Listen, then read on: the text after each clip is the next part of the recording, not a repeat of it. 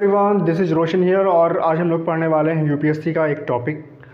Syllabus का topic है, काफ़ी इम्पॉर्टेंट है। और जब आप यूपीएससी की तैयारी करते हैं तो उसके लिए अनिवार्य हो जाता है कि आप सिलेबस को अच्छे तरीके से समझें, उसके बाद आप प्रिपरेशन स्टार्ट करते हैं तो उससे आपको काफ़ी बेनिफिट होने वाला है।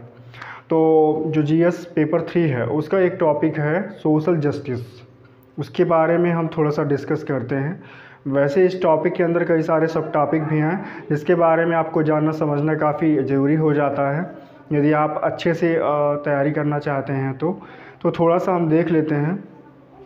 जब आप यूपीएससी की तैयारी करेंगे तो जीएस पेपर जो 3 है उसके अंतर्गत एक टॉपिक आता है सोशल जस्टिस। ठीक है, उस पेपर का नाम मैंने नहीं लिखा है, यहाँ पे जीएस 3 लिखा हुआ है बस। तो आपको पढ़ना क्या है, आपको ये कुछ इश्यूज़ हैं। सोशल जस्टिस का मतलब होता है सामाजिक न्याय, एक तरह से सबको न्याय मिले, सबका कल्याण हो, है ना। तो हमारे सरकार की मंशा भावना यही रहती है कि सभी का विकास हो, सभी का कल्याण हो और सब लोग आगे बढ़ें। क्योंकि यदि देश को आगे ले जाना है तो हमारे समाज में, हमारे देश में रहने वाले हर एक व्यक्ति का पूर्ण रूप से यदि डेवलपमेंट होगा तभी हम कह सकते हैं कि वो समाज, वो देश आगे जा पाएगा, आगे विकास कर पाएगा, आगे बढ़ पाएगा। और इसलिए ये अनिवार्य हो जाता है कि उसके उस समाज में, उस देश में रहने वाले हर एक व्यक्ति का, हर एक तबके का, हर एक वर्ग का डेवलपमेंट हो, विकास हो।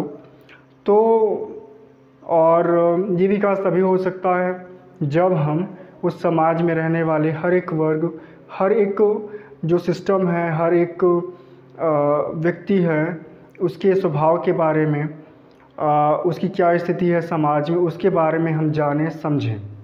ठीक है, तो उसी को लेके कई सारे इश्यूज़ भी जनरेट होते हैं जो उस समाज, उस देश में रहने वाले लोगों से, वर्ग से संबंधित हैं। तो यदि हम उन इश्यूज़ को अच्छे से समझ लेते हैं तो निश्चित रूप से हम उनसे जुड़ी हुई प्रॉब्लम्स को भी सॉर्ट आउट कर सकते हैं। और यदि उन प्रॉब्लम्स को हम सॉर्ट आउट कर देते हैं तो निश्चित रूप से वो समाज, वो देश तरक्की कर सकता है, आगे बढ़ सकता है। सॉरी स्टूडेंट्स, थोड़ा सा प्रॉब्लम हो गई गले में, टॉन्सिल हो गए हैं, लेकिन फिर भी कोशिश हमारी रहेगी कि हम आपको ये थोड़ा समझा दें। इशूज़ रिलेटेड टू चिल्ड्रन, देखिए बच्चों से संबंधित भी कई तरह के इशूज़ होते हैं, है ना। बच्चे भी कई तरह से एक तरह से परेशान होते हैं, परेशान किए जाते हैं। तो ये इशूज़ हम अच्छे से डिस्कस करेंगे। ऐसे इशूज़ रिलेटेड टू माइनॉरिटीज़, जो अल्पसंख्यक समुदाय है उससे संबंधित भी कई तरह के इशूज़ हैं। Issues related to education sector, issues related to SC ST, issues related to women से संबंधित भी बहुत सारे इशूज़ हैं जिनको सॉल्व करना ज़रूरी है।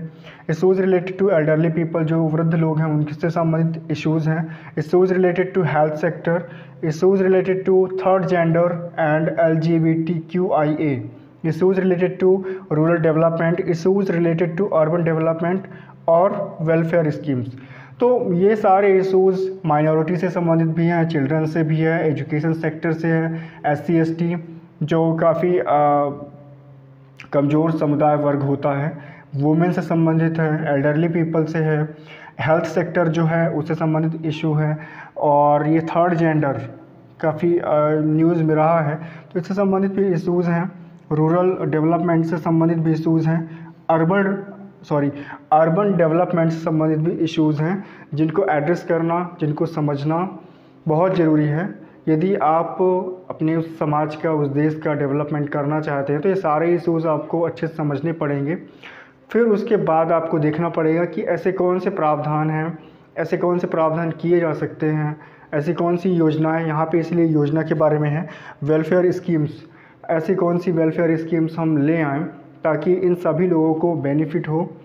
और जब सभी लोगों को बेनिफिट होगा, सभी लोगों की प्रॉब्लम सॉल्व होगी तो निश्चित रूप से उस देश का, उस समाज का ओवरऑल डेवलपमेंट हो सकता है।